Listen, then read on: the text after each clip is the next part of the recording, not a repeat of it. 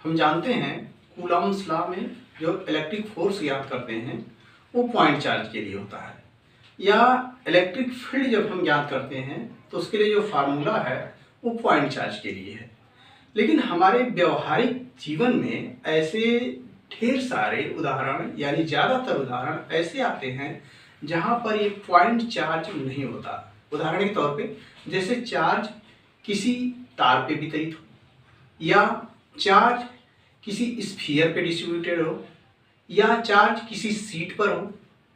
तो ऐसे केसेज में हम अगर इलेक्ट्रिक फोर्स निकालना चाहें या इलेक्ट्रिक फील्ड उसकी वजह से निकालना चाहें तो हमें पॉइंट चार्ज वाला जो कॉन्सेप्ट है वो लागू नहीं कर सकते। तो पॉइंट चार्ज वाला जब कॉन्सेप्ट ऐसे केसेज में लागू नहीं कर सकते तो ऐसे केसेज में ये चार्ज डेंसिटी क्या है, फिर उसका कैसे हम इस्तेमाल करते हैं कूलॉम के नियम में या इलेक्ट्रिक फील्ड निकालने में, वो हम देखेंगे। तो पहले कंटिन्यूअस चार्ज डिस्ट्रीब्यूशन की परिभाषा। सतत आवेश वितरण, इंग्लिश में कंटिन्यूअस चार्ज डिस्ट्रीब्यूशन। यदि किसी वस्तु को दिया गया आवेश उस वस्तु पर या उस वस्तु में, दोनों बात है, उस पर या उसमें एक समान रूप से फैला हुआ हो तो इसे सतत आवेश वितरण कहते हैं। ये सतत आवेश वितरण आकार के अनुसार, वस्तु का जो आकार होता है उसके अनुसार तीन तरह का होता है। पहला रेखीय आवेश वितरण कहलाता है, जिसको इंग्लिश में हम लीनियर चार्ज डिस्ट्रीब्यूशन कहते हैं। दूसरा पृष्ठ आवेश वितरण कहलाता है, इसको हम सरफेस चार्ज डिस्ट्रीब्यूशन कहते हैं। तीसरा है आयतन आवेश वितरण, इसको हम वॉल्यूम चार्ज डिस्ट्रीब्यूशन कहते हैं। लीनियर चार्ज डिस्ट्रीब्यूशन, नाम से पता चला रेखीय, रेखा में, यानी कोई वस्तु इस तरह से रेखी साइज की हो, रेखा की तरह से हो, वो सरल रेखा, सीधी रेखा की तरह हो या कर्व हो। तो जब आवेश का वितरण किसी रेखीय आकार की वस्तु जैसे तार पर एक समान रूप से होता है तो इसे रेखीय आवेश वितरण कहते हैं। कोई वायर है उस पर यूनिफॉर्मली डिस्ट्रीब्यूट है चार्ज, तो लीनियर चार्ज डिस्ट्रीब्यूशन कहलाएगा। वो स्ट्रेट भी हो सकता है, कर्व भी हो सकता है। दूसरा है सरफेस चार्ज डिस्ट्रीब्यूशन, पृष्ठ आवेश वितरण। और सरफेस का आशय है कि ये जैसे बोर्ड है, इस तरह का कोई सरफेस हो और इस पे चार्ज डिस्ट्रीब्यूट हो, यूनिफॉर्मली डिस्ट्रीब्यूट हो। यदि आवेश किसी वस्तु की सतह पर एक समान रूप से वितरित होता है तो इसे पृष्ठ आवेश वितरण कहते हैं। जैसे किसी सीट पर या चालक की गोली चालक है, स्फेरिकल कंडक्टर है, उसकी सतह पर आवेश अगर डिस्ट्रीब्यूट है तो वो सरफेस चार्ज डिस्ट्रीब्यूशन होगा। तीसरा है आयतन आवेश वितरण, वॉल्यूम। वॉल्यूम का अर्थ हुआ कि आयतन में वितरित है चार्ज। जैसे कोई अचालक गोला हो, उसको हमने चार्ज दिया और वो चार्ज पूरे गोले के आयतन में यूनिफॉर्मली डिस्ट्रीब्यूट हो जाए तो वहां पर आयतन आवेश वितरण होगा। परिभाषा इस तरह से, जब किसी वस्तु को दिया गया आवेश वस्तु के संपूर्ण आयतन में एक समान रूप से वितरित होता है तो इसे आयतन आवेश वितरण कहते हैं। उदाहरण जैसे किसी अचालक ठोस गोले पर वितरित आवेश। तो अब चार्ज डेंसिटी जो महत्वपूर्ण है, जो आपको बोर्ड में पूछा जाता है, जिस तरह से ये तीन प्रकार का है उसी तरह से चार्ज डेंसिटी भी तीन तरह की होती है और उसी का इस्तेमाल हम करते हैं इलेक्ट्रिक फोर्स के लिए या इलेक्ट्रिक फील्ड के लिए। लीनियर चार्ज डेंसिटी, हिंदी में रेखीय आवेश घनत्व। तो परिभाषा इस तरह से, रेखीय आवेश वितरण में, लीनियर चार्ज डिस्ट्रीब्यूशन में, वस्तु की एकांक लंबाई पर, यूनिट लेंथ में वितरित आवेश को रेखीय आवेश घनत्व कहते हैं। यूनिट लेंथ पर जो चार्ज डिस्ट्रीब्यूट होता है उसी को लीनियर चार्ज डेंसिटी कहते हैं। इसे लैम्डा से प्रदर्शित करते हैं।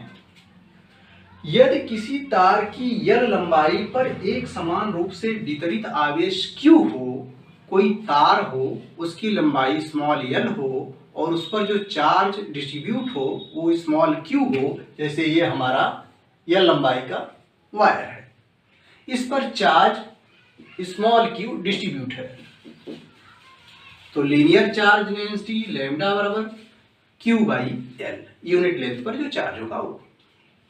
अगर हमने कहा कि मान लीजिए इसकी लंबाई बहुत छोटी सी ले लिया, इसका एक छोटा सा खंड ले लिया dl, बहुत छोटा सा खंड, तो उस पर चार्ज की मात्रा भी कम होगी। तो उस पर चार्ज की मात्रा मान लीजिए dq है, तब लैम्डा बराबर हो जाएगा dq बटे dl। चाहे छोटा खंड लेके लैम्डा को कैलकुलेट करिए, चाहे पूरा लेके कैलकुलेट करिए, एक ही रहेगा, क्योंकि चार्ज यूनिफॉर्मली डिस्ट्रीब्यूटेड है। तो ये लैम्डा और ये लैम्डा एक ही है किसी वायर के लिए। तो ये आपका लीनियर चार्ज डेंसिटी रहा। यूनिट चार्ज, इसकी यूनिट कूलाम होती है, लेंथ की मीटर, तो यह SI में कूलाम बटे मीटर होता है। अब दूसरा सरफेस चार्ज डेंसिटी, पृष्ठावेश घनत्व।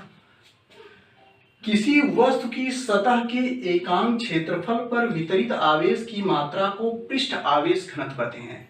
यूनिट एरिया पर जो चार्ज डिस्ट्रीब्यूट होता है उसको सरफेस चार्ज डेंसिटी कहते हैं। इसे सिग्मा से प्रदर्शित करते हैं। यदि किसी सतह के dA क्षेत्रफल पर वितरित आवेश dQ हो तो सिग्मा बराबर dQ बटे dA। जैसे मान लीजिए हमारे पास एक सरफेस है, ये सरफेस है, और इस पर यूनिफॉर्मली चार्ज डिस्ट्रीब्यूट है, और वो चार्ज Q है, और पूरी की पूरी एरिया A है। तो जो सिग्मा होगा वो सिग्मा होगा Q divide by A।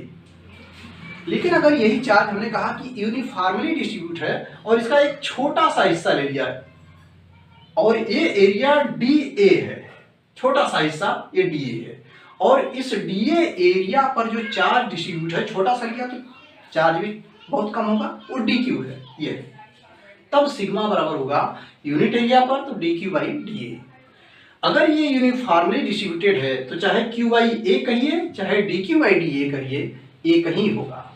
Unit dQ की चार्ज की यूनिट कूलाम, एरिया की यूनिट स्क्वायर मीटर, तो इसकी यूनिट कूलाम स्क्वायर मीटर होती है। किसकी?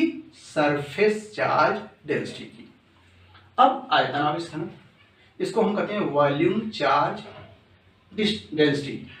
अगर कोई चार्ज पूरे वॉल्यूम में डिस्ट्रीब्यूट हो, जैसे कोई सॉलिड स्फेरिकल इंसुलेटर हो, यानी इंसुलेटर हो लेकिन वो स्फेरिकल हो और वो सॉलिड हो, और चार्ज हमने उसको दिया, तो वो चार्ज पूरे स्फीयर में डिस्ट्रीब्यूट हो जाएगा, उसके पूरे वॉल्यूम में डिस्ट्रीब्यूट हो जाएगा।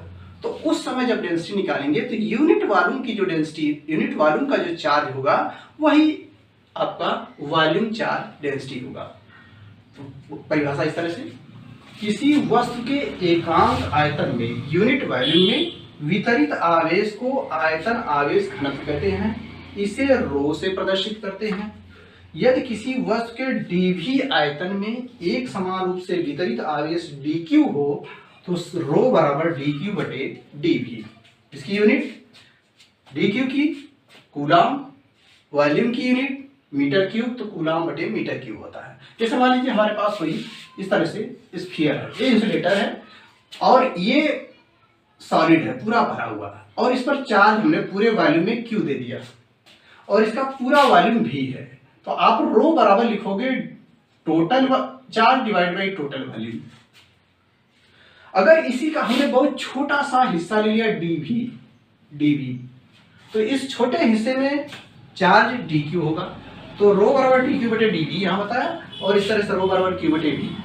जो कि चार्ज यूनिफॉर्मली डिस्ट्रीब्यूटेड है, इसलिए चाहे छोटे हिस्से से कैलकुलेट करिए या पूरे हिस्से से, डेंसिटी का मान, रो का मान एक ही आएगा।